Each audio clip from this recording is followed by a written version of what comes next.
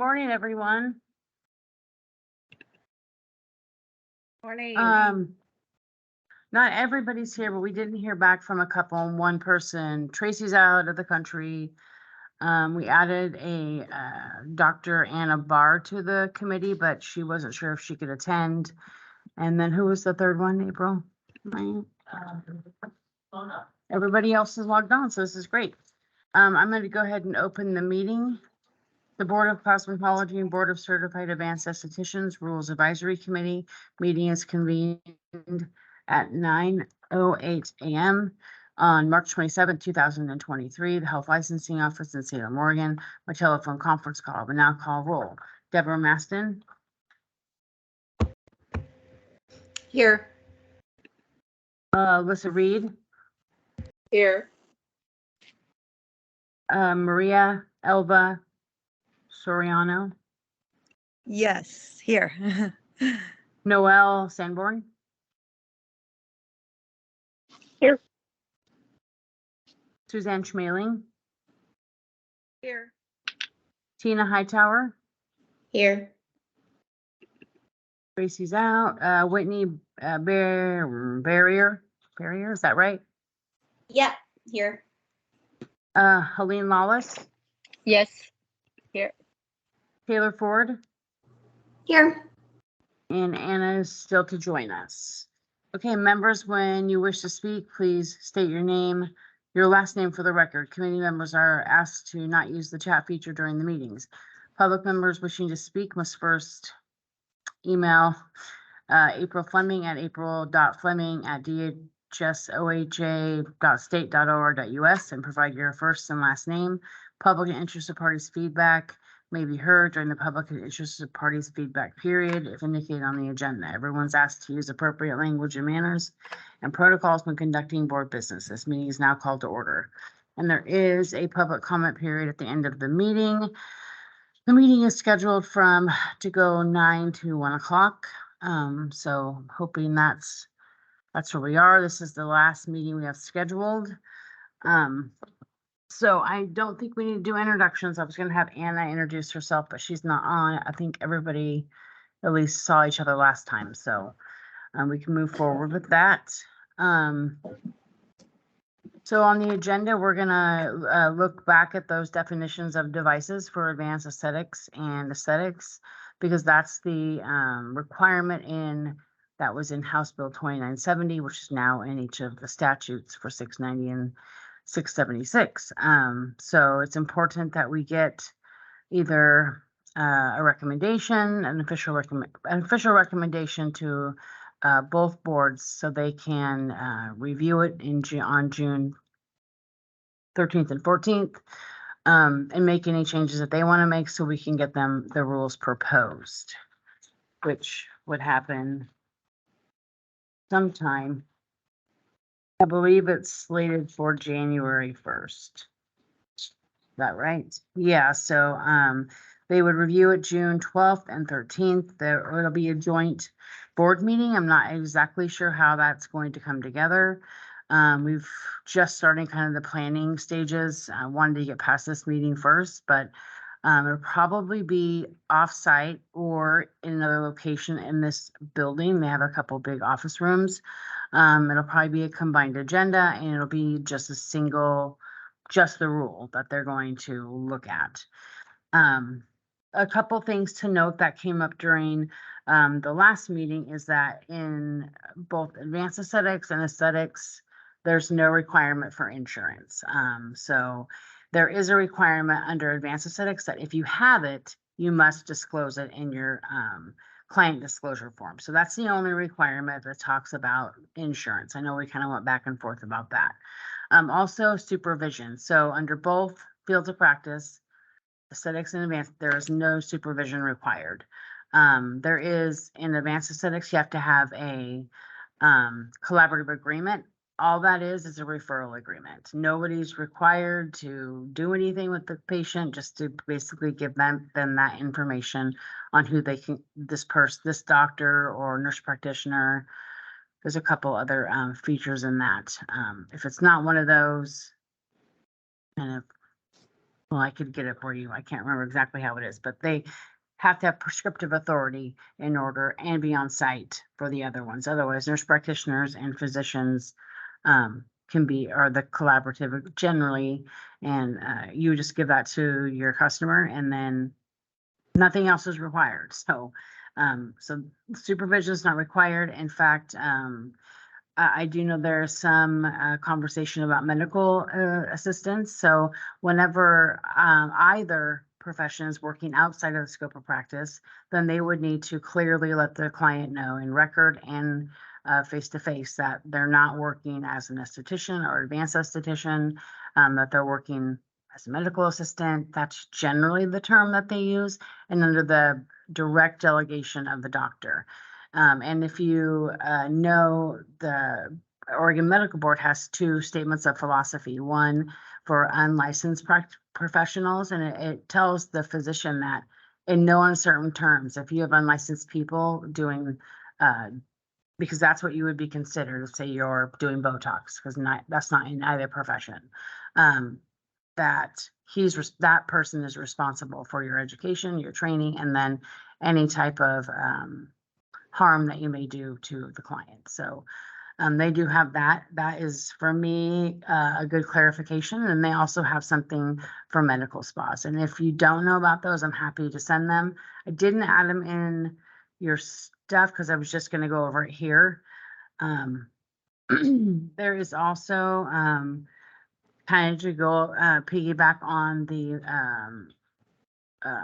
medical assistant, is a lot of people like to use the term medical esthetician and things like that. Those are actually terms that are not something in Oregon, and in health licensing office laws, if you mislead whomever into thinking that you are something other than you're not, then you can actually be cited. And there's a rule that also says that it would be unprofessional conduct. So people say those things, but there actually is a specific rule, and it uses medical, whatever the provider is, as an example. So that's important. Deborah, do you have a question?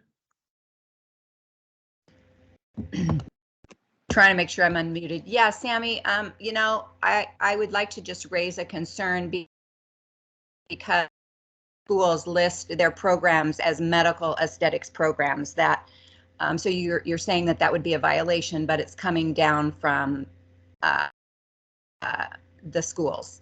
Okay. They think they are a medical esthetician. So I mean, I'm just saying that you're making this point, but I would like to then suggest that it from our training facilities and schools.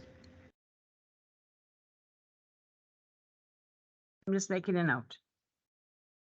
Yeah, Thank so you. we can let HEC know about that, and then we can collaborate and send a notification out and attach those specific laws and rules, because we don't have oversight of the school, but HEC does. And what we don't want is for people who've passed out of the program, passed the examination, to be going out and saying those things because that's what they've been told. So that's a good point, and I will definitely make sure that gets handled. So in this plan, originally I had planned that we would do these racks for the joint racks and decide on device, and then each board would have their own rack. Well, we ran out of time with House Bill 2993 and having to have different rack members and all of these communities and things like that, making sure that we have all of our boxes checked. So we're kind of out of time. We need to get this done. So this is really the only rule we're going to look at, and that we're going to have the board look at this time. What I want you to know is that not long after, at least for aesthetics, we will, and the rest of the Board of Cosmetology, we're going to follow up with other rulemaking. So Senate Bill 217 is the one that takes the curriculum for cosmetology away from HEC and puts it over to the Board of Cosmetology like it is for every other profession in Oregon, not just ones in NHLO. So if that one passes, which it looks like it's going to, we're going to have to do rulemaking anyway. So it's already in the plan. So the things that we already know are on the docket besides that are looking at retake examinations and the study reviews, client records, looking at aesthetics and maybe adding some of, sister rules to that advanced aesthetics already has, like, letting clients know that you are, if you're working as a medical assistant, that you're noting that in the chart and telling them. So kind of things like that. So I don't want anyone to think other rules aren't going to be changed. It's just not going to be changed in this timeline. But it is going to happen. So we're not going to let those fall to the wayside. And then I know I get a lot of questions on the phone and in email, and then we talked about it at this last meeting. Crossover devices and specific devices that are that could have ranging, what's the word I'm looking for? Ranging modalities, I think. And that could be both like a microneedling. Like there is probably maybe a depth that a regular esthetician can do with microneedling.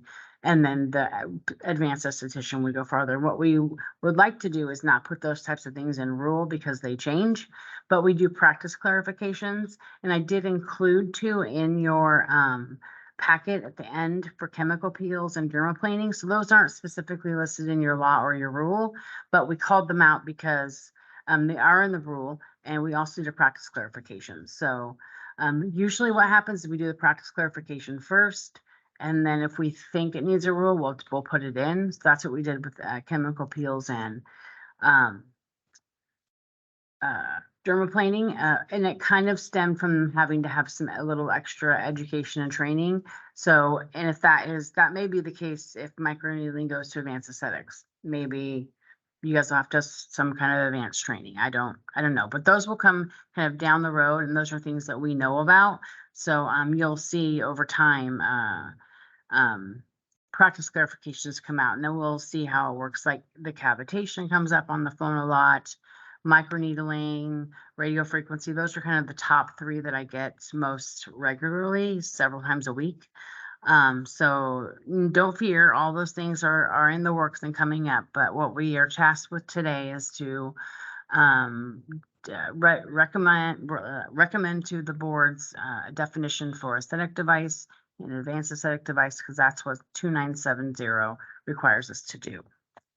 So with all of that being said, let's start. So, everyone got their packet. I apologize for it being so late. We're in legislative session and it's a lot right now, a lot of amendments and a lot of bills we're watching. So I was Saturday morning doing your guys' stuff and doing legislative stuff, and then back doing it this morning at 4:30. So I do apologize. Most of it is the same as last time. So I didn't, so you guys reviewed it. We talked about it. So kind of what I want to open up is the topic of, I did get some information from Helene, Suzanne, and Whitney,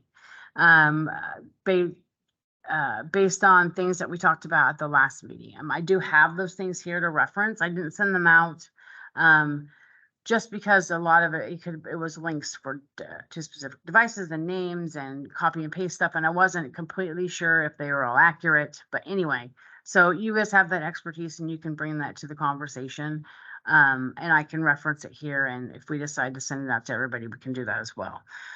So I'd like to just kind of, I did want to say, we try to communicate as much as we can, and I think since 2970 passed, I've done 5 different letters of outreach, kind of memorandums, and we just did another one this month, kind of telling them what the advisory council, what the RAC's doing, who's on the RAC, what our plan is, when you guys are going to meet, and then it attaches under resources all the other letters that I've sent. So if people didn't get that, check their emails and their junk mail, or if it's not in there, they probably don't have an updated email address with licensing. So that's, they need to put that in writing. And so, if you know people and people on the phone, if you didn't get this, then, and it's not in your junk mail, then,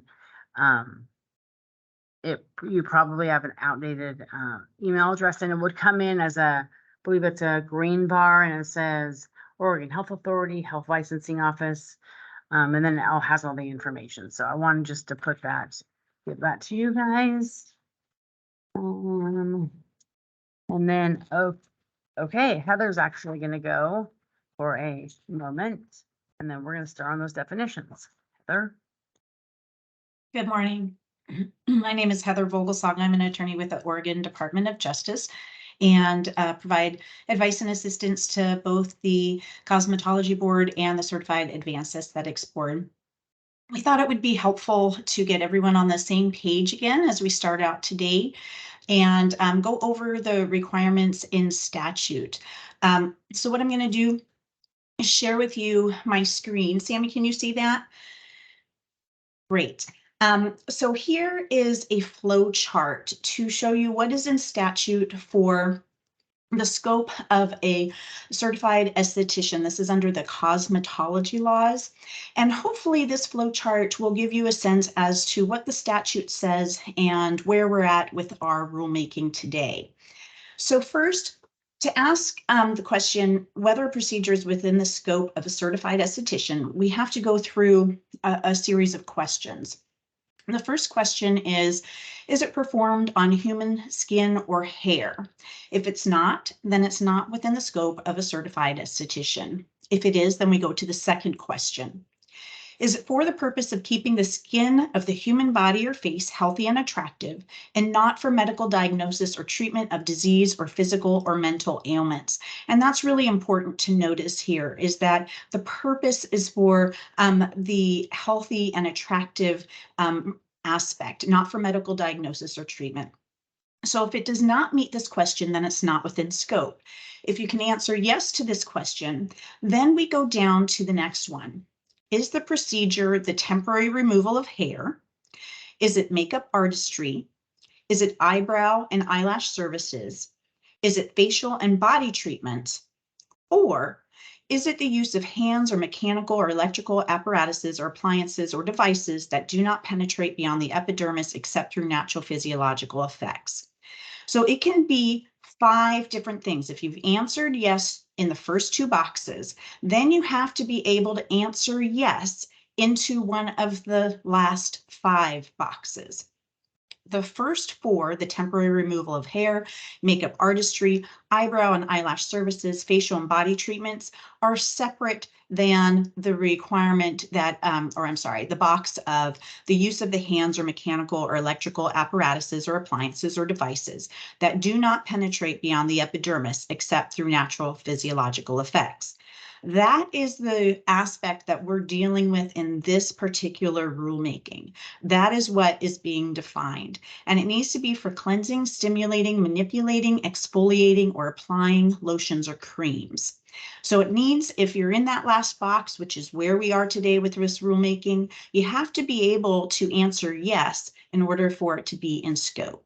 So it needs to be for the use of hands or the use of mechanical or electrical appliances, apparatuses or devices.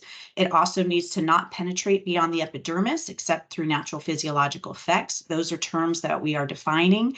And it has to be for cleansing, stimulating, manipulating, exfoliating, or applying lotions or creams. So that's the box that we're in this rulemaking. So hopefully that flow chart will help you separate out what it is that this rulemaking is about in regards to what the other aspects of aesthetics pertain to. I'm going to scroll down and do a flow chart for the certified advanced esthetician. This is similar in that we have several questions that we need to answer as well. The first question is it performed on human skin or hair? If it's not, then it's not within scope. If it is, then you go down to the second question. Does it use a device? So we know that there are certain devices that they've stated in law that are clearly devices. And those are the laser and an intense pulse light. And then it has the other device. And so that's why we say see defined term in rule. So if it meets that, and when we can say yes, then we ask the next question. Before going on, if we were to answer no, that it doesn't use one of those devices, then it's not within the scope of the certified advanced esthetician. So we answer yes, and then we ask, is it non-ablative? If we say no, it's not within scope. If we answer yes, we go to the next question.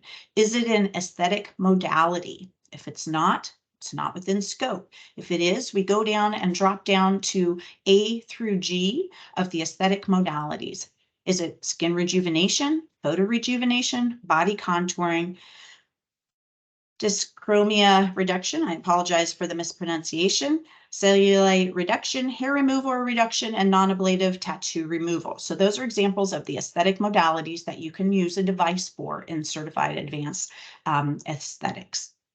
So if we're answering yes, then we have to determine whether it's prohibited by a board statute or rule. And then if we answer that it is not prohibited by a board statute or rule, then it is within scope. If it is prohibited, then of course you can't do it.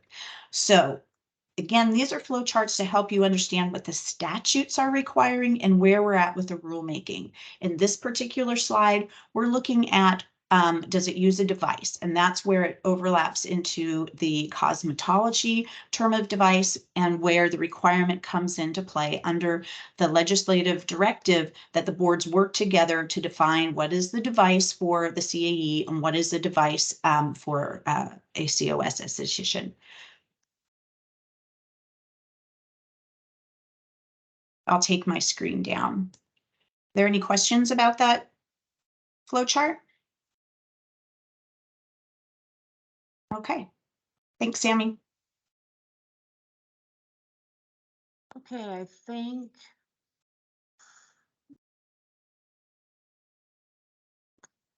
Oh, 1 second here.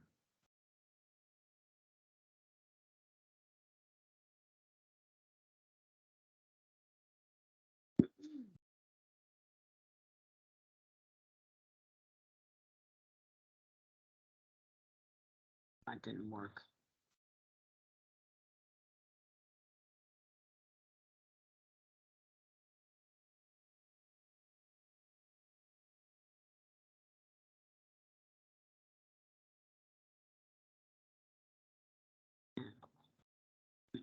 There we go.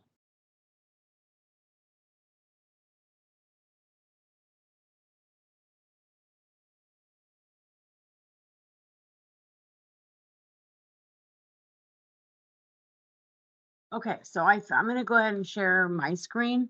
And we're going to start with the aesthetics definition. And so what I'd like to do is go through each of them, have I added 2970 into your packet.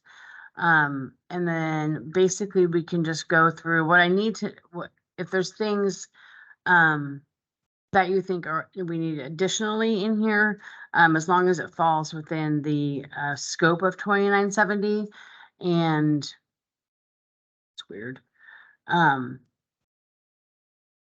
if there's things that we want to get rid of, as long as it follows the aesthetic scope of follows the requirements of 2970, the scope of practice for aesthetics, you know, cleansing, stimulating, and all the things. And we can reference the flow chart to determine if this is all correct. The flow chart should does align with the definition, because this is our last meeting, so we're getting this definition to the board on June 12th and 13th to both boards. So we need to make a recommendation. If we can't reach consensus, then we can do kind of a straw poll vote. If we have two different types of definitions that we want to do, we can do that.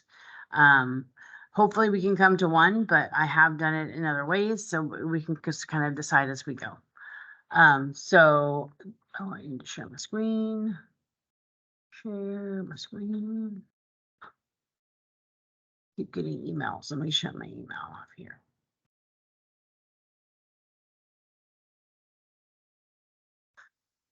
Screen. Okay. Can't see you guys anymore. Okay, good. Can you see my screen? Yes. Okay, so the where it says OAR 817 XXXXXX, I have to determine what that's gonna be, and it's just based on Secretary of State. They'll tell me if it's been a number already used, and then if it has, I gotta pick a new number. So that's just, that comes kind of at the end. So pursuant to 690-00, too many zeros. 5, paren 12, the board and the Board of Certified the board is defined under definition, so I just used board for the Board of Cosmetology. And the Board of Certified Advanced Estheticians developed the definition of device to determine the specific characteristics of aesthetic devices. So an esthetician is limited to performing services with mechanical or electrical apparatus, appliances, or devices that do not penetrate beyond the epidermis except through its natural physiological effects. And then we talked about defining natural physiological effects. Number 2, an aesthetic device must be either mechanical or electrical, be capable of, let's just start on 1. How about that? So the intro was just basically going back to the, to 690-00-512 is the definition of mechanical apparatus, electrical appliances and devices in the law. So that's what that reference is. So A as an esthetician is 1A, limited to performing services with mechanical or electrical apparatus, appliances, or devices that do not penetrate beyond the epidermis except through its natural physiological effect as defined in whatever. Does anybody have a disagreement with that? I think it's pretty straightforward. Sorry, it's Monday. Pretty straightforward, but any comments would be great. Can move along. Okay. Number 2 is an aesthetic device must be either mechanical or electrical. B, be capable of and used for performing the following skincare or facial care services pursuant to 690-0055. That is the definition of aesthetics in the law. That's what that references. And in your rule, and I'll attach that, it's also mentioned there. So cleansing, stimulating, manipulating, or exfoliating. And then at the last meeting, you guys added superficial scrubs and chemical exfoliating and applying lotions and creams. So anything in number 2 that seems out of place or not correct. So we know it has to be. Can I say some? Yes, Hi, Sammy. absolutely. I can't always see your hand, so jump in, please. Okay. Yeah. So would that be including, when you say skincare or facial care, would that be including body care? If you're using a machine on the, okay, so we don't have to specify. Well, skincare is what's in the law, and skin is all over your body. So Okay, it's not that's limiting. good.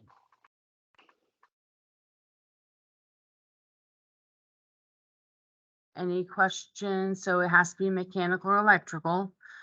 Be capable of performing on the face and skin. And this is out of the law, cleansing, stimulating, manipulating, exfoliating, and applying lotions and creams. And then adding that little explanation about superficial scrubs and chemical peels.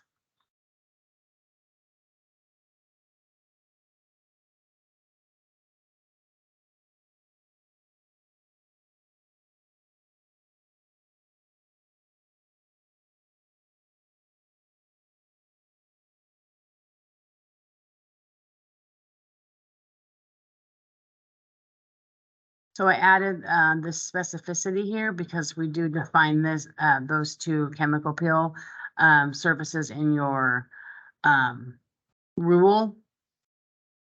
Well, hold on. So does that mean that a device is capable of doing superficial peels? Oh, that's a good point. Confused there. That's a good point. So maybe I don't know why we need to kind of add this, but I think that you're right. It would be exfoliating with a device, which wouldn't include those unless there's then you can't do peels and I don't know. Well, not that there is a device that applies peel. Maybe Deborah knows, but I don't. Maybe we just, if, do you guys think it needs to be specified? I don't think so. I mean, it's pretty This- clear what okay. exfoliating is. Okay, perfect. So, because I was gonna say we could define exfoliating in the definition or, do it down below. Because this is just related to the device, so. And applying lotions and creams. Anything that you think, I mean, that's pretty straightforward, like Helene said. Yeah, but then we're okay. So yeah. Go ahead. No, it's good because there are some, for example, I think the hydrofacial uses a machine to apply lotion and cream or whatever. But I think if we leave it exfoliating, everybody knows what exfoliating is, and then applying the lotion and cream is the product. Yeah, I think Yeah, that's. I think it's good. To me, I it's think good. that you could do both, so I think that's right.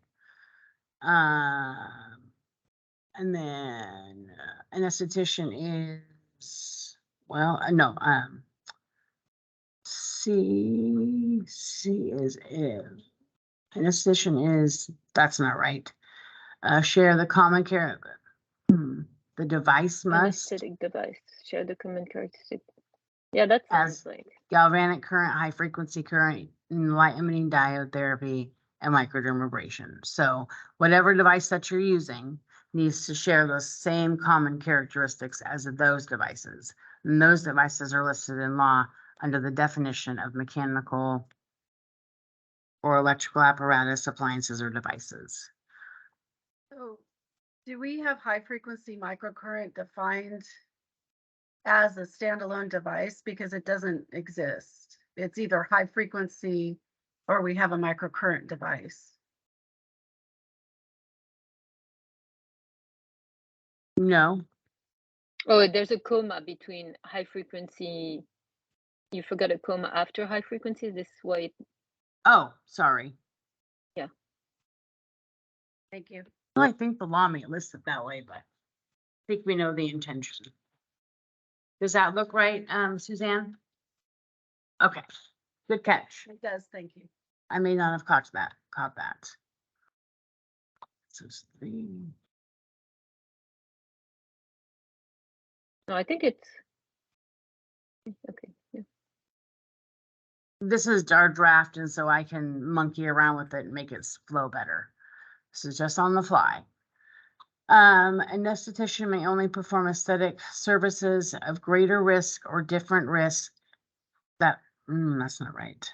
So this is trying to say that the risk of the device can't be do anything riskier than the devices listed in law. Well, why don't you say an esthetician may not perform aesthetic services of a greater risk inherent with galvanic current?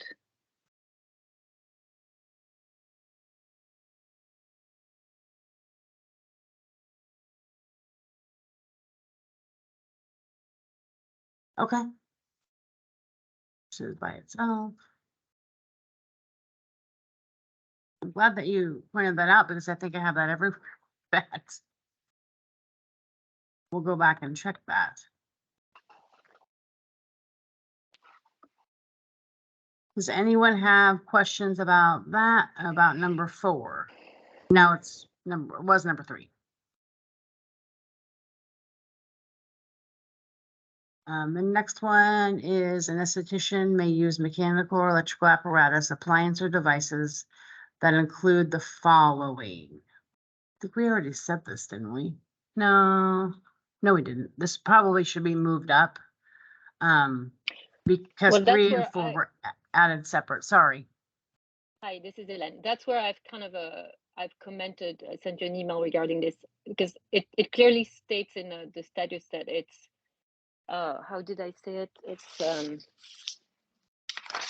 included but not, because right now the way you wrote it only says that you can use these devices, nothing else. And in the law we say that device that includes but not limited to. That's where you kind of need to change something in there. I think, what did I send this morning? The esthetician may use electronic brass appliance or device. Okay, I got it. So you should write, but not limited to.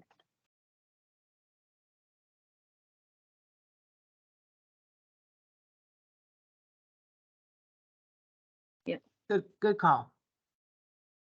So of course, that's always gonna be the question, right? People are gonna call me with what is not limited to, and then I'm gonna walk them through the flow chart and then the rule so that they're only using devices with the common characteristics. They don't have any inherent risk greater than the list that we have.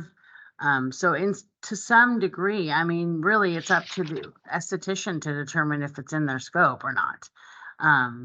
And if they're working outside of it and they hurt somebody, then that's when HLO kind of steps in. So with complaint process and all of that.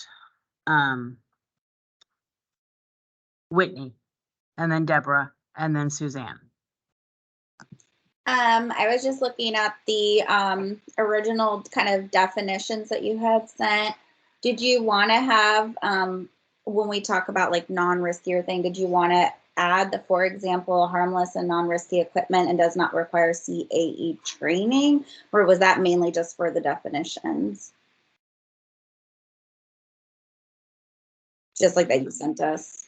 I thought that was helpful. That doesn't require CAE training, because like there's definitely certain machines like lasers and stuff where, like, you know, if it's very clear, you would need very specific training for, but I'm not sure if you want to do something like that. Grab that. I thought that was just helpful for me. That's all. I don't know if it was meant to be in the definitions or was just a guide us. Sammy, your screen is sharing. Oh, crap. It's always sharing. Thank you, Heather. Hold on one sec. I'm looking for the other definition. But yeah, I think that that's I don't know how it got to. I'm using my working copy from the last meeting, so I may have missed a few things. So good. This is a good question. I think that's important. So I guess just trying to find it here. Oh, it's in working copy. That's why. Okay, let's see.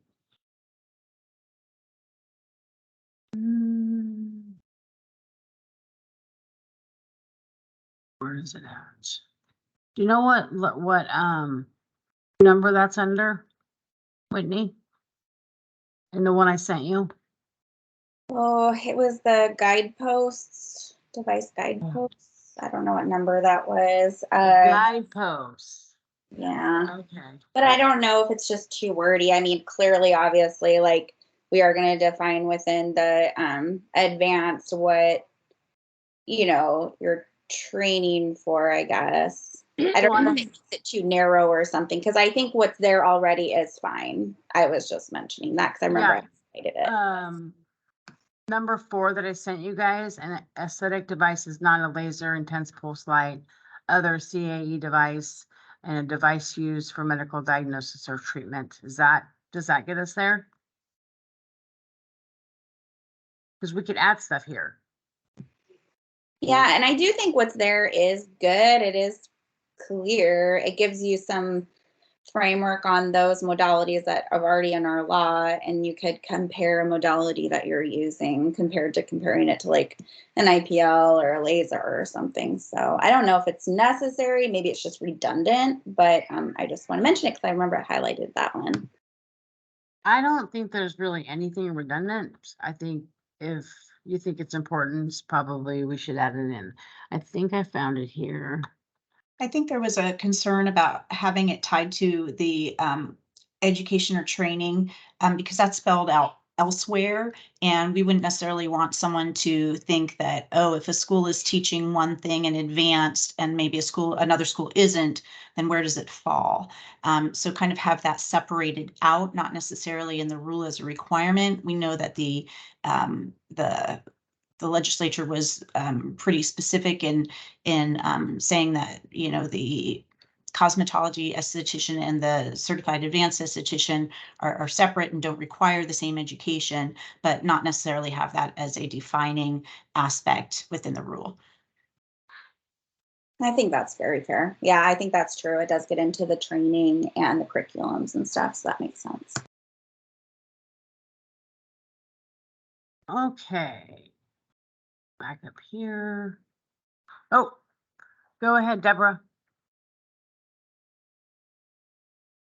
I guess my only comment would be that using the statement that it is similar to or not more risk is very subjective. And I think that, I don't know, in some of those modalities, high frequency can be very, you know, risky. So I guess I think that's a really vague statement. I don't know if we can expand upon that better, or that could be written differently. I don't know. That's just I think so. my concern.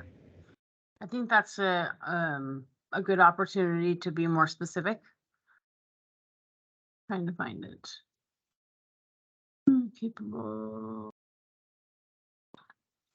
Here we go. Yeah, if you want to expand on that, let's go ahead and do it. Do you know how you might want to say it? My guess, we already do tie that it can't go beyond the epidermis. So I don't know if that's necessary. Maybe, I don't know. I guess it is very subjective and what those is, or what those energies, because high frequency is an energy. It's not, I mean, we call it a high frequency device, but it's actually, you're using an energy, which the plasma pins, a lot of those are actually high frequency. So, you know, I think, I don't know, I feel like that's a very subjective, which maybe there's nothing that we can do about that. Just my thought. I, you know, would like to know what anyone else feels about that. I think maybe if we looked at, the devices that are already listed, like galvanic current, high frequency microcurrents, and talk about realistically what the possible risks are associated with those devices. And so anything outside of those risks would then fall outside of scope. Does that make sense? And you could say including but not limited to, and then list what those risks are so that they know there are other risks too. Yeah. Is that something that seems like it would be a good option? Suzanne, Deborah, are you done? Okay, Suzanne, and then Taylor, and then Whitney. Hi, thank you. My question kind of revolves around that with enforcement in mind. So if we actually have inspectors going out to inspect what people are doing, I'm not quite sure how they would determine what those common risks would be, but it sounds like, and correct me if I'm wrong, the licensee is the one who is completely responsible for determining what their own scope is. And then you can do modality clarifications released from the board to help them make that decision. But we wouldn't be necessarily enforcing off of this unless there's a complaint. Am I misunderstanding kind of the system here? No, that's a great question, and that is correct. In most of the time, anything that would be kind of outside, anything in this area would generally be done on a complaint basis. I mean, if there was a licensed person using a laser, then I think in that instance, an inspector may cite somebody, but they really kind of stick to a checklist. So, and what happens sometimes is if they see these things, then there's an HLO complaint filed and then an investigator's assigned. So I think that's how it works.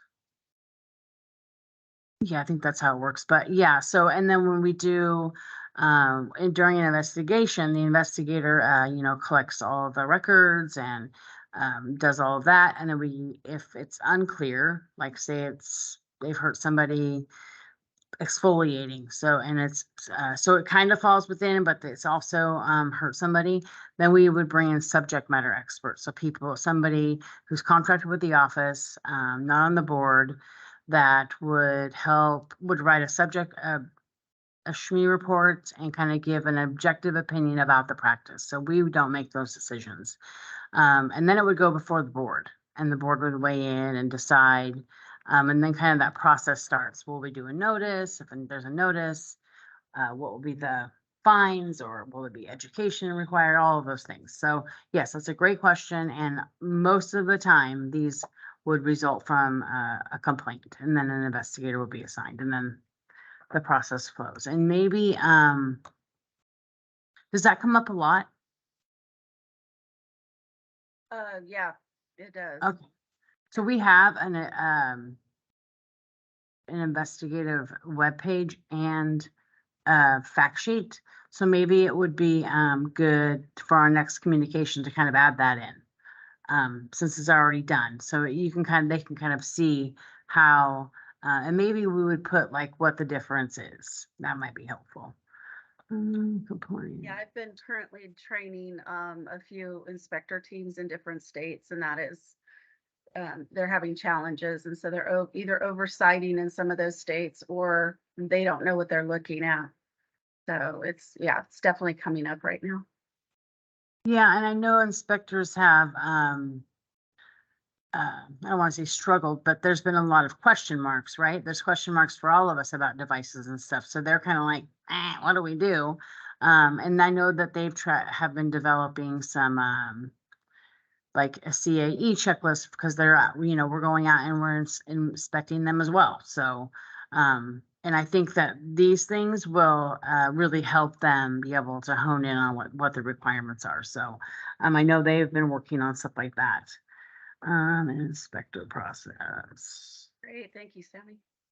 Yeah, no problem, inspector.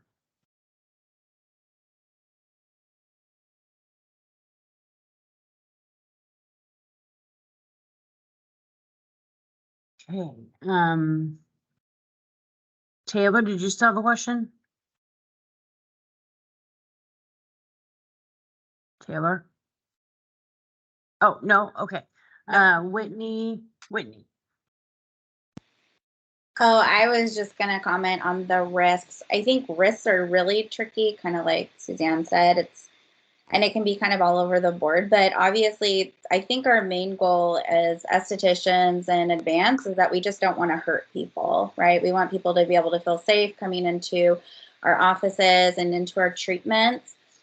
So, I mean, I think the risks could be so vast. I think it's complete enough, because the idea is that we are supposed to be doing anything we do on a client in the utmost safety. I mean, obviously, we just don't want to expose them to risk, right?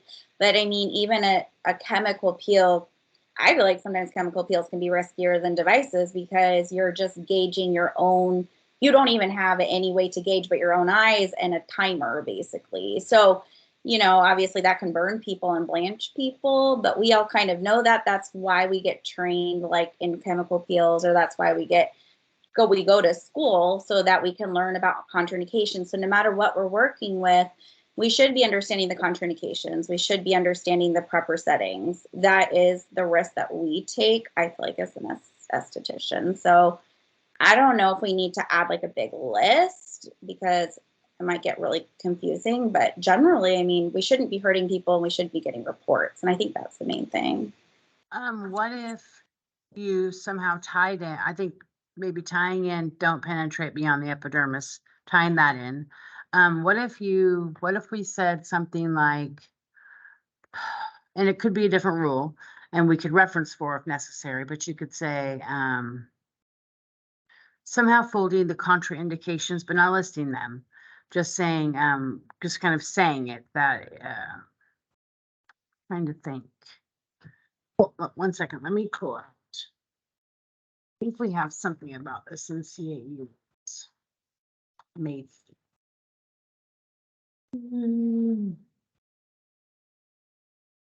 That's not helpful.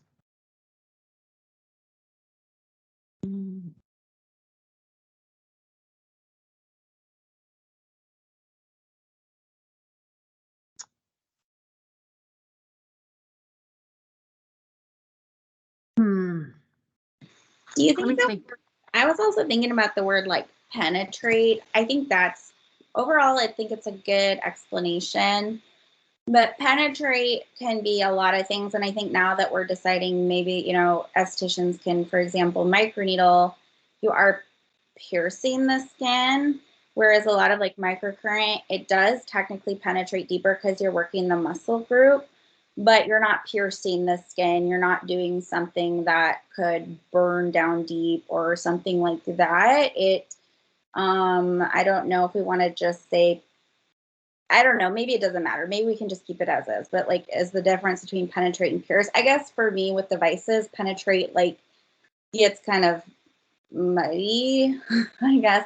Whereas I feel like advanced devices really do, in a sense, pierce a lot deeper, like in a sense that they truly do something to create harm and wounding to the skin on a deeper level. Whereas like something like microcurrent can just stimulate the skin, stimulate the muscle group. It can create things like collagen, but it doesn't necessarily pierce that deep. It still stays on top of the skin, right? You're not like doing anything damaging to the deeper tissues. So I don't know, but it may not matter because maybe that's kind of the idea of it anyway, and that's what the intention is.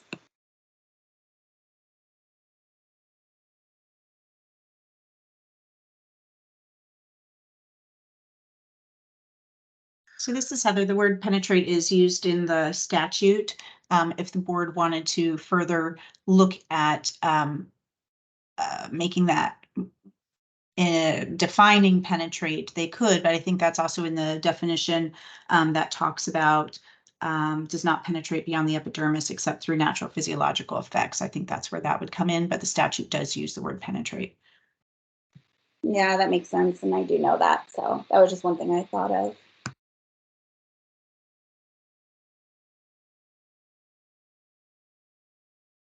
Did you guys want to try to list some risks that would be relevant in with these devices?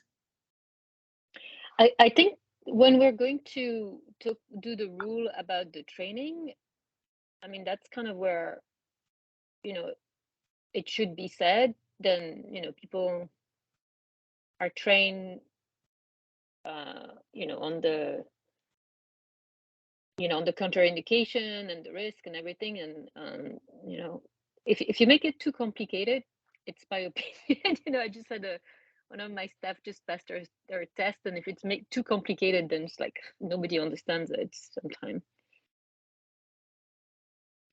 But then you also have the problem of if it's too vague, then it's, you know, an issue where people don't know what they're doing or don't know what category they fall in. So I think it has to be a happy balance between being very specific, but also, you know, not specific enough to where we're here for hours on end listing every possible contraindication, but just leaving it open-ended is a problem in itself.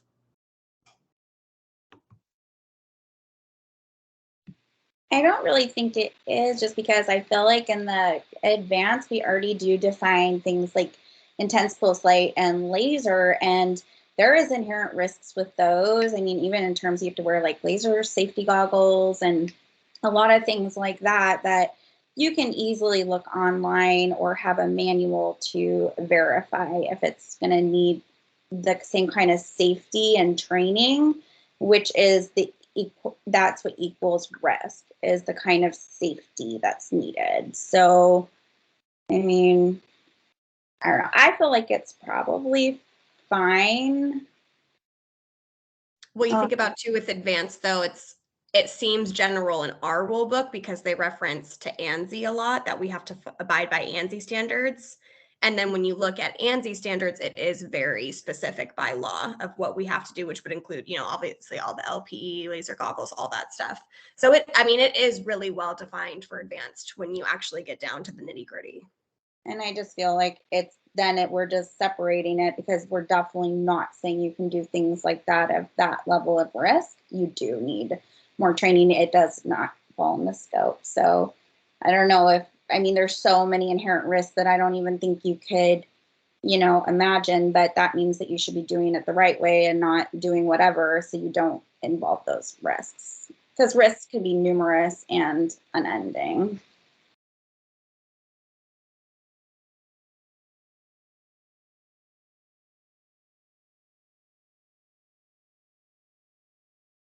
I think that might be, so just to tag on to the training piece.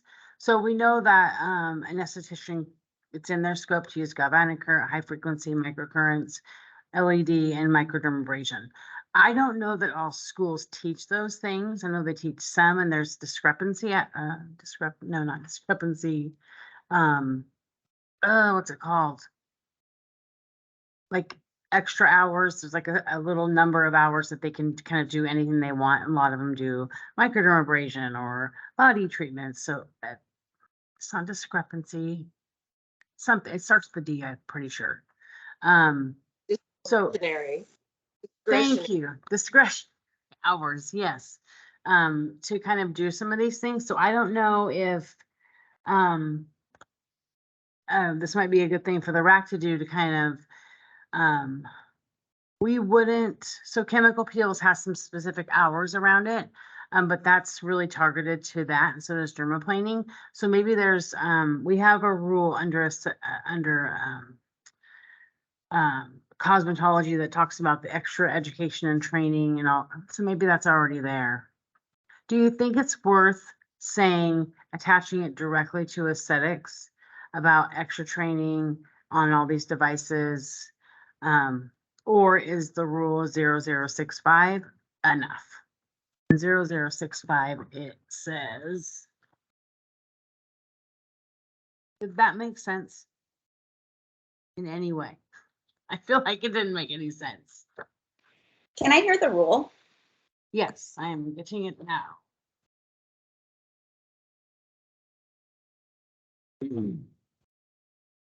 Oh, I haven't marked, yay. Okay, so it's 817-010-0065, and I think I added it. I might have added it. So any product or manual, mechanical, or electrical, this is appliance used in the field of practice, must meet all product registration requirements imposed by the federal, state, and county and city and other regulated authorities. The following applies to any service, product, chemical, material, and supplies, tools, and implements, including sharp edge, point, manual mechanical devices, electrical apparatus, used in a field of practice. An item listed in 2 is subject to the office inspection. B, authorization holder must maintain and make available to the office all manufacturer operation usage documentation. Where is it? 3, the following requirements pertain to education and training. The education and training listed in 2D of this rule may be obtained through schools, institutions. So 2D is the authorization holder must obtain education and training before providing services using items listed in 2. And 2 was product, chemical, material, supplies, tools, implements, including sharp-edged, manual, mechanical, electrical apparatus or appliance. So all of those. So you have to have training. You have to make sure you have training, and then it tells you what type of training that you can have. It could be from a school, an institution, vendors, manufacturers, formal seminar, online courses, practitioners certified in the field of practice or healthcare provider, or you can do self-study. So this, what is it important to, and then it keeps going. So based on how the education or training is obtained, the authorization holder must maintain the following records. So where, institution, vendor, where it took place or how, name of education or training sponsor, provider, documentation of the education or training sponsor that expressly shows that the education or training is related to any of the items in 2, which is the list of different items, documentation. If there was another certified practitioner or healthcare provider who did it, and then document the content and the hours, and proof that the certified practitioner or licensed practitioner education and training, proof that that they have that training. The authorization holder must maintain the record. And if the holder has not provided services listed in 2D of this rule within 2 years, then the authorization holder must obtain additional education or training. So do you think that rule is enough? I could reference that rule and this rule, or is it important to pull this out and put it here? I think know. referencing is good. Yeah, is enough. Reference? Yeah, I think a reference is good. And then with the training, does that include, obviously I think it does when you say licensed practitioner. So that would be like if you have employees, for example, on the job training. I don't always have girls that I hire who have done like microdermabrasion, for example, in their school was not provided. So we have to provide some on the job training for certain people or have the vendor come out, which I think would fall under that. So I'm guessing that that covers all of that, correct? Or Yeah, because it can be someone, like an esthetician could teach an esthetician. The esthetician teaching just needs to have documentation that they've been trained.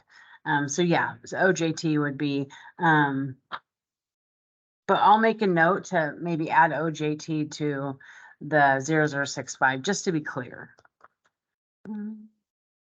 Just note here.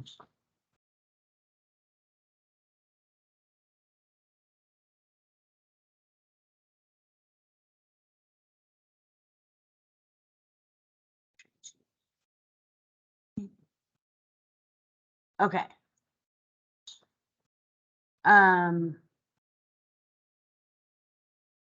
The other thing,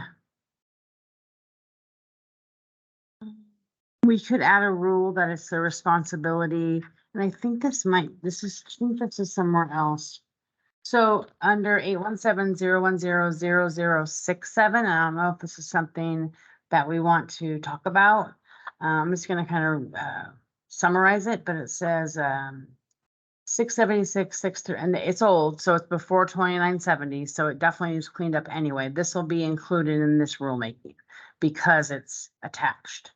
So prohibits the practice of advanced aesthetic procedures by anyone who is not authorized to practice advanced aesthetics procedures, except for healthcare professionals acting in their scope of practice and students enrolled in advanced aesthetic training and education or training. So that's the exemptions in CAE laws. The practice of advanced aesthetics is defined in 676, 630, and is a procedure that uses lasers. It would be IPL and other devices. Registered FDA has been taken out. Performed on the hair or skin. 630 refers to device. Nope, that doesn't count anymore. Count.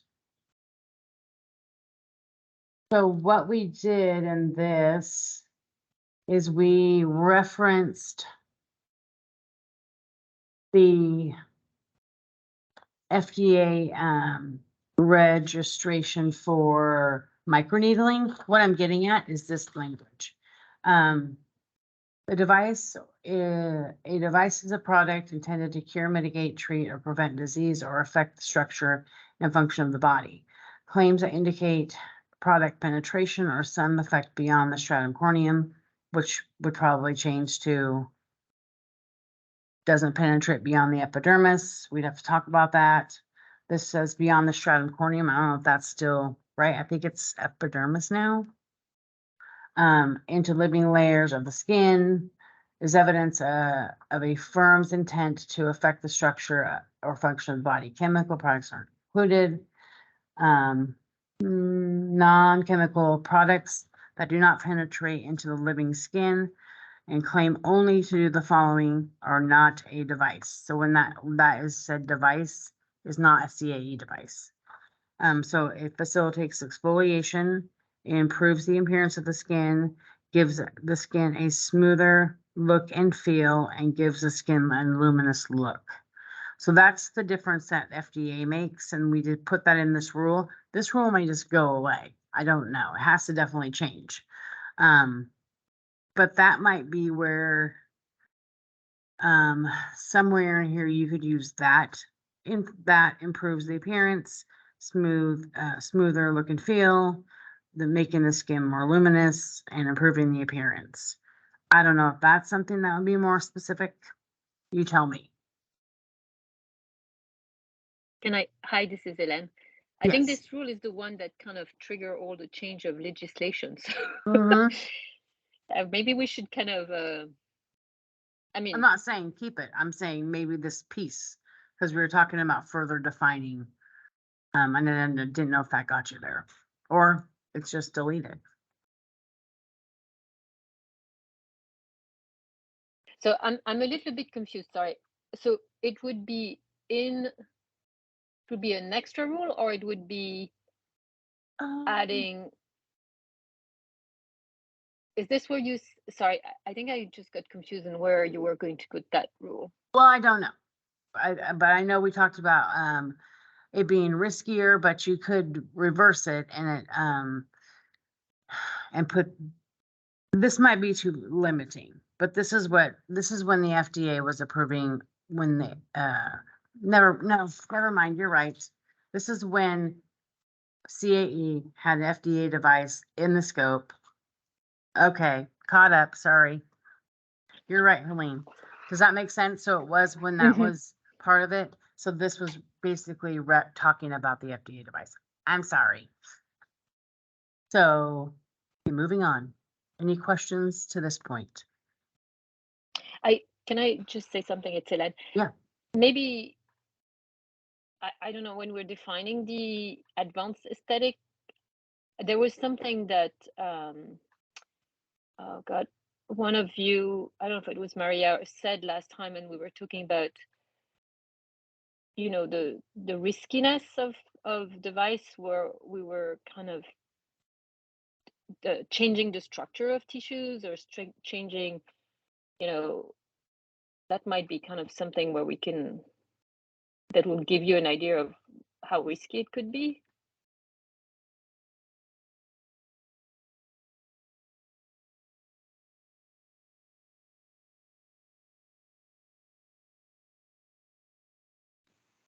Does it get too narrow? I'm just wondering, because technically some of these, like, definitely, I mean, some of these modalities can affect the structure in terms of collagen, because that's mainly what we're doing. We're trying to like build collagen. So I mean, that could be considered changing the structure, but in a like super safe way.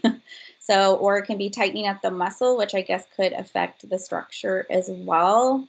I don't know. I do think it's clear. I mean, these modalities are so well understood. We kind of know things that could pair that would be kind of similar. And for sure, I think lasers are very specific and IPL. So to me, like just what's kind of listed is clear, but I don't know. I mean, I'm not against adding that. I'm just wondering, would it make it just, again, kind of where we get in that narrow kind of space? Okay. Maria, Alyssa, Deborah. Okay, and looking in the risks, I agree. There's so many risks. Can we associate it to, I like the idea of the training being inserted there, but also just causing injury. Could that maybe be helpful? Because that's the greatest risk, right? That like performing these aesthetic services without causing injury. I don't know if that would be helpful at all. I mean, I agree, but then you think about, like, in the simplest of terms, even a microdermabrasion is technically an injury. So it's like, you don't want to, you know, so it's like, it just gets, I think it's so hard. Everything gets so convoluted. But you know?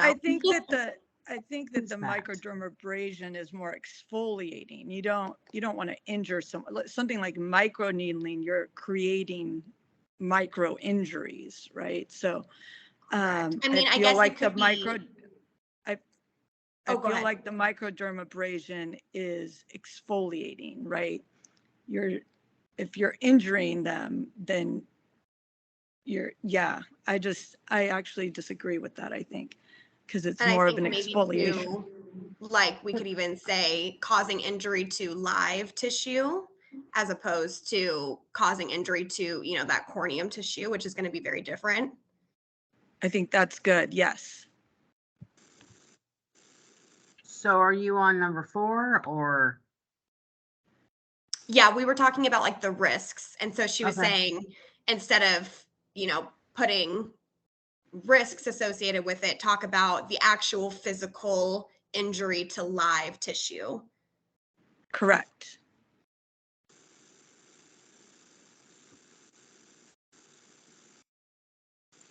How do we define live tissue? Sorry. I mean, it has to meet the same definition as injuring live tissue, the same as don't penetrate beyond the epidermis except their natural physiological effects.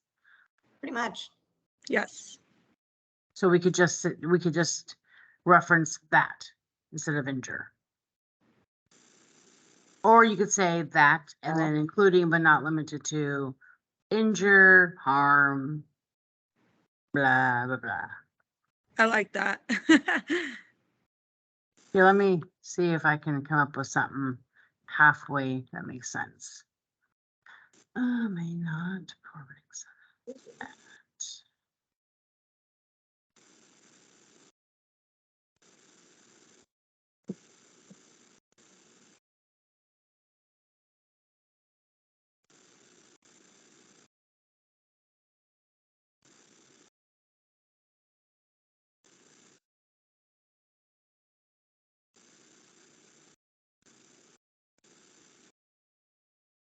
So the risk of those. I just feel like it just gets I mean, It's redundant. kind of dicey. And it is. Sometimes like, redundant is necessary. It's yeah. up to you. It's really But up to you guys.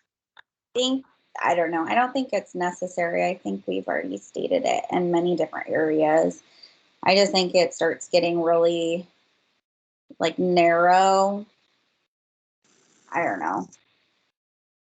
But I think too, like that's the issue is when you don't make it narrow enough. That's why we have these meetings and that's why we have this board is because everybody's just confused. It's too generalized.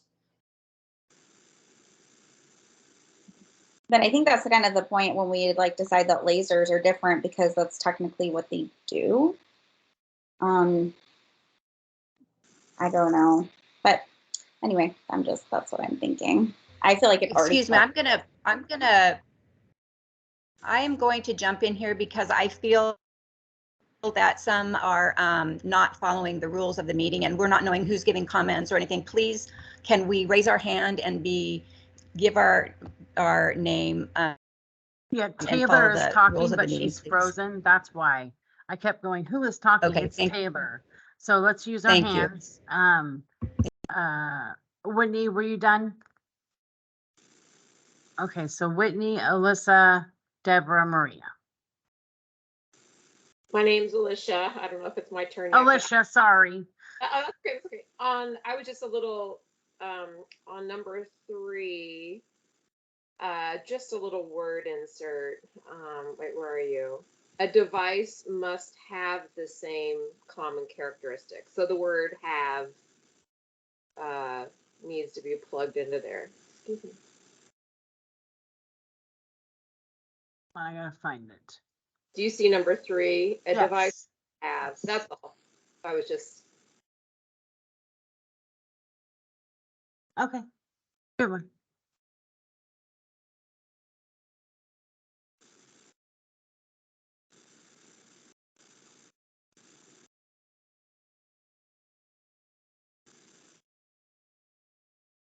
Oh, everyone lowered their hand. Deborah, go ahead.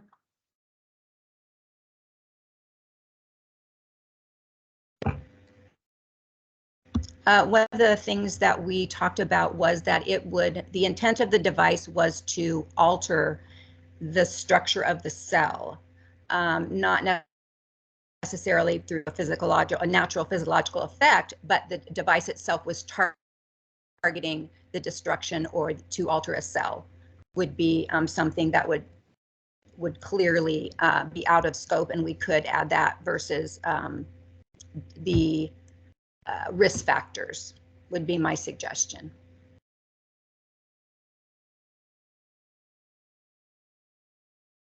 Okay. So what would that look like?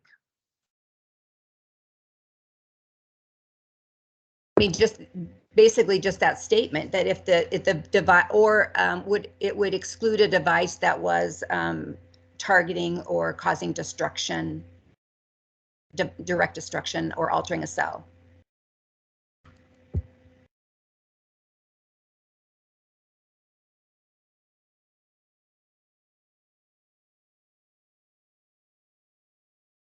Tina, maybe you can help. Tina Hightower, you had a really good thought when we talked before. If you could maybe interject. Yeah, I just had mentioned last time, when I think of like this, the scope of a general esthetician, it is all about enhancement, that beautification, rejuvenation. When you start getting into devices where the intent is to change the function or alter the cell in some way, that's where I think, it does get complicated, because I think to some degree, yes, even just manual massage that we do, that we are manipulating, we're in essence changing and altering structure, functions or structures of tissues and cells. But I think you're right, Deborah, when you're talking about like it's also the energy behind like what these devices can do. It's hard. This is complicated. You want to make it general enough, I think, where people can use their common sense and come in. Like when I read this, this list of devices, high frequency microcurrent, LED light, like I sit there and go, okay, if somebody came to me with a fibroblast pen, in my mind, that doesn't equate. That seems like way more intense than those devices that were listed. And so then one would hope that as a practitioner, a professional, that I would reach out to someone, the board, whatever it was, to get more advice and more guidance on that. And I also think that when you start bringing in devices that run the risk of more complications, then yeah, you're going to need way more training. You're going to need way more basically, if you can't handle the complication that may arise from this, then maybe you shouldn't be doing it, right? I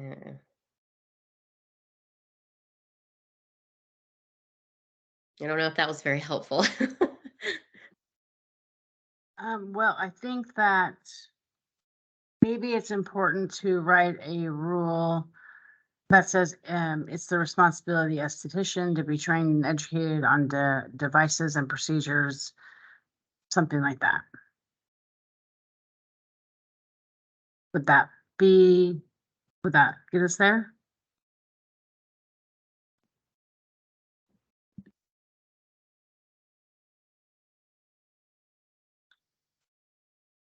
Okay. Suzanne, Whitney, Tina. Yes, I think getting that education clause in there would get us there. There's no way to determine on the device how it's directly affecting the structure of the cell to ask a average esthetician or anybody, even medical, to figure out how that's actually happening. Penetration. So the difference between medical versus what aesthetics does is unless you're talking about working under supervision, we're stimulating natural body processes that may go beyond the epidermis. We're not directly interfering with the structure and function of a cell. So that could be gray there. So I think having that education clause would be really, really helpful.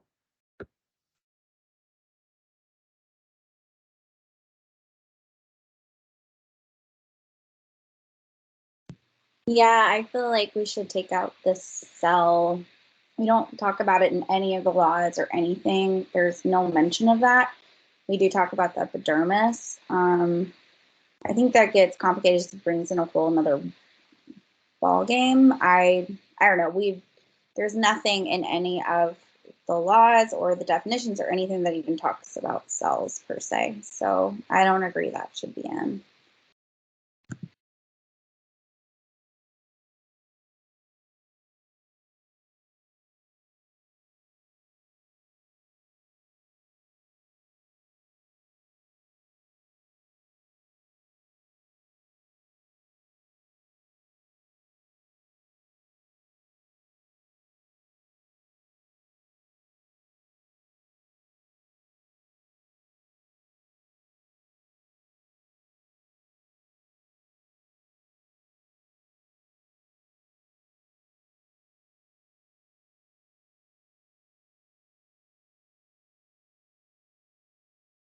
Now, these aren't necessarily, this isn't what I'm gonna file. This is just kind of getting our concepts down so that I can come back around and make it better. So back up here.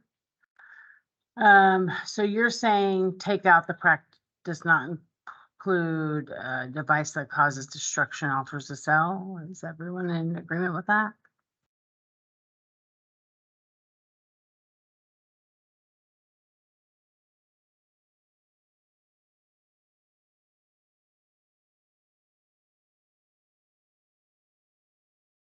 Then I will combine this again. I don't know how to write this second, but it'll go back to how it was. Adding in the natural physiological effects part. Okay, so we've got the training and education. So it's responsibility of esthetician to be trained and educated on devices and procedures used in the practice of aesthetics. Is there something beyond what's in 0065 that an esthetician should get for devices?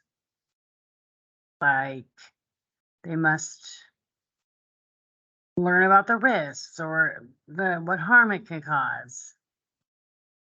That's outside of what's said in 0065, which really just focuses on who can provide the training and how you can get the training. Is there something more than that that could be out there that you want to list? This is Maria, just chiming in really quick. Can maybe a certification be attached to that training and education? Because I know you can get trained by, get an extra certification for, let's say, dermaplaning or something. That might be helpful because it requires a specific amount of hours. So I don't know. Well, unless you define who provides the certificate, Taylor could give training and then she could create a certificate. Is that enough or does it need to be like something official? No, I think that's what currently happens in some schools even. I remember being in basic aesthetics and we had someone come in and train for dermaplaning, for example. So, yeah, I'm just putting that out there. I'm not sure if it's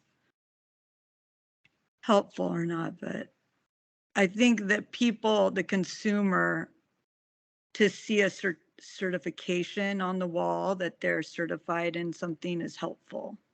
And so must have documentation of a certificate with number of hours and then posted. Something like that. Yeah, I mean, yeah, something like that. I think that would be helpful. What needs, no. Okay. Let's have Taylor go ahead. And then I think the only issue you run into with that is that a lot, like for example, me over the last 5 years, I've gone through, like I would go as far to say hundreds of certifications. And so I can't display every single one of those certificates. There would be no room for it. So I just think maybe having it on file and you have it, in your facility, that could be keep it in a binder of some sort. But I think the word display. Yes, I don't think hanging it. I just mean on hand. File. Yeah, on file.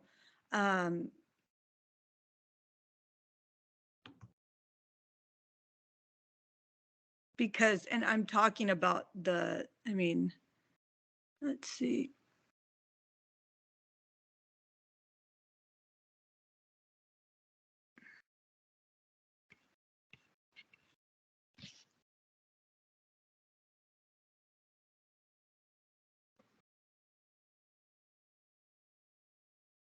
Okay, I'm just making sure it's not listed here. Oh, I'm reading in the wrong rule.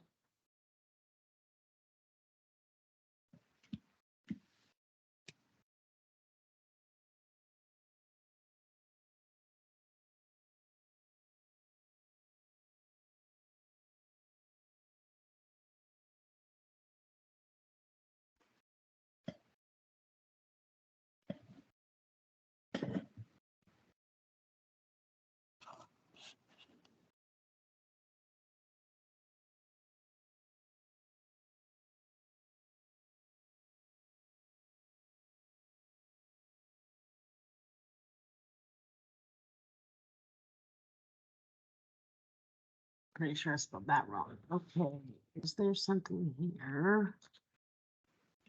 I'm just trying to see if it's already said in 0065 or if we need to pick it up.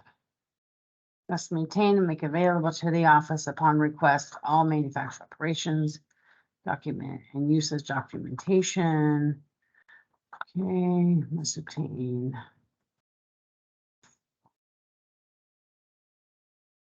So study B. Extracts and shows. Yes. Okay, so documentation, let's see.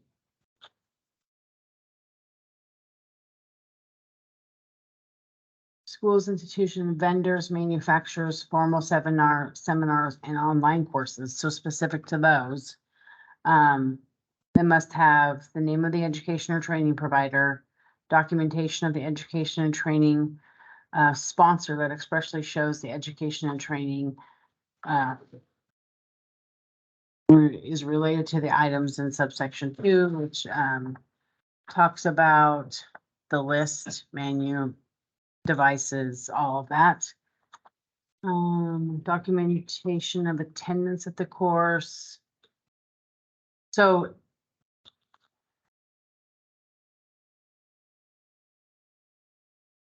no, so this rule doesn't actually say you have to have that.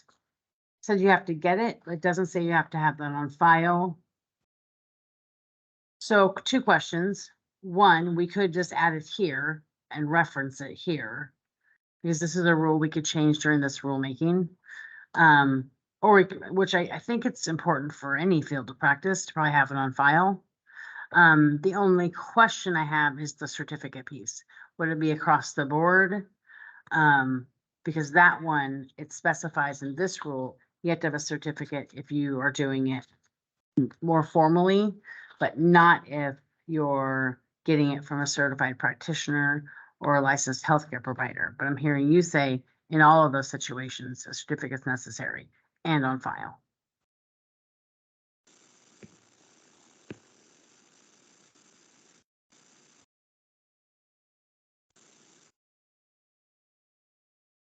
Dun, dun.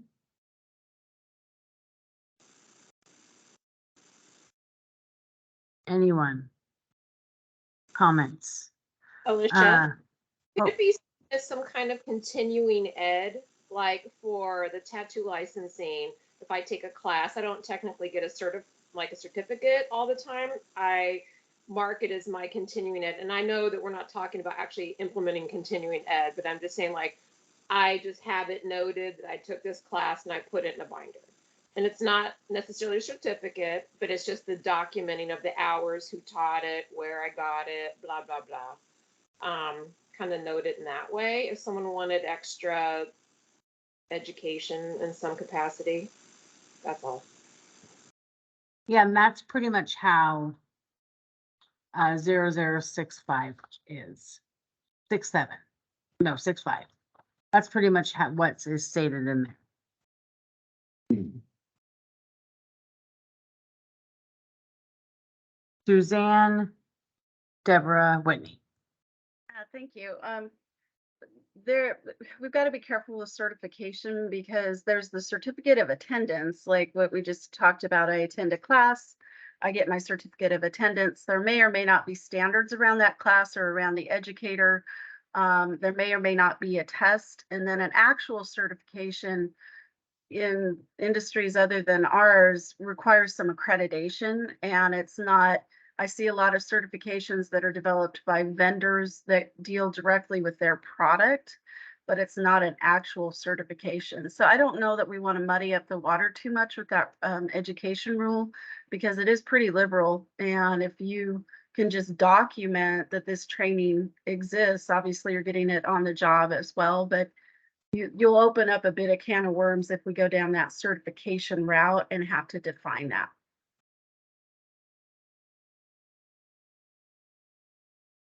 Yeah, that kind of comes back to defining what a certificate is.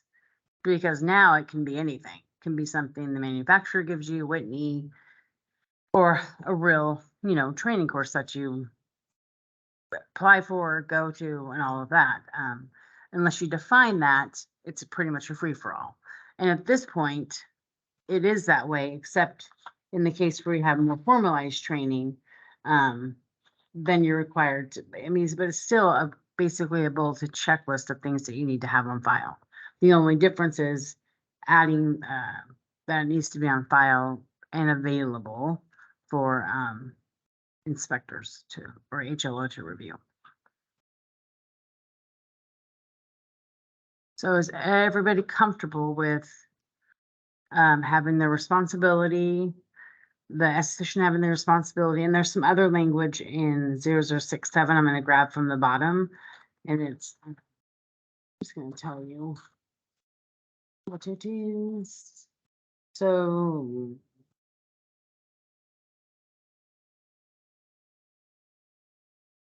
an individual certified in aesthetics is responsible for determining any services provided, determining if any services provided to clients are prohibited by law. So just kind of adding that in, it kind of goes to the highlighted one I have, and then services provided by an individual certified in aesthetics that are prohibited, unsafe, dangerous, or cause harm may result in a violation of incompetence, negligence, or unprofessional conduct. There's that one, and it's already in rule.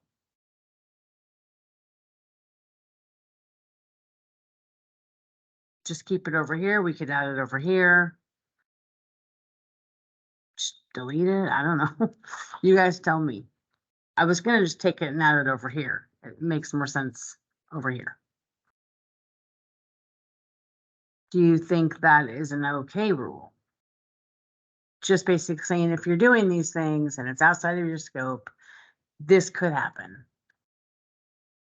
I think it puts, the whole point of a rule is to put people on notice, right? To let them know that this is the requirements. These are the guidelines that the board is giving you, has set forth to make sure that you're safely working on the public. So it makes sense to have that over here, and it just puts people on notice that you're responsible. And I think it gets buried in the other rule.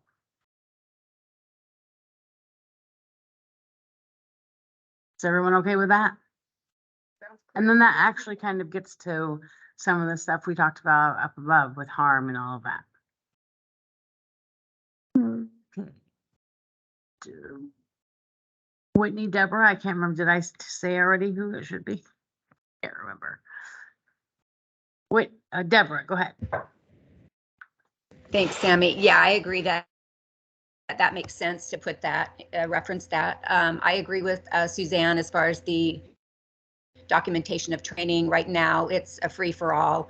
When I worked as subject matter expert, in some cases, that was the problem. The training that other practitioners provided was inadequate, and we come into a host of problems. So I think that referencing it is about all we can do, and then put it back on the practitioner that they need to understand that they're taking on that risk. So, but I think that requiring the training that's so broad is not really going to make a difference.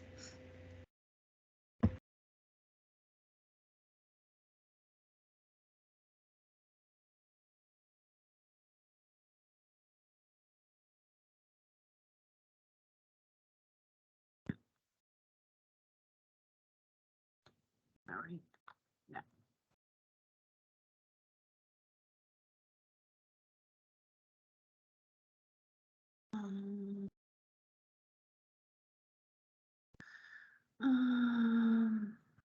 Okay, so I'll make that reference, add those in. Of course, they're gonna look better than this. I'm just getting the ideas down so that I can circle back and spend more time and creatively write when I'm on the fly. So do you think that covers everything? Do we need to, Whitney, you go ahead. I was just gonna say I agree with Deborah and Suzanne. I think the only way we could talk about certificates is if we decide to define it and take it out on its own, just like we did with dermaplaning and chemical peels, and we create all the protocols. But because we're not exactly defining all modalities, we're trying to kind of keep it a little bit open, like an umbrella, so things can fall under it as technology changes. It gets tricky. I feel like with the certifications, unless we do actual definitions, because then you'll know what you need to be trained on too. Because you could just take a course and it could be just a device course, and that could be anything the provider decides a device is or anything like that. So I think this is good for how diverse devices can be. And it does keep a law there, so to keep people responsible.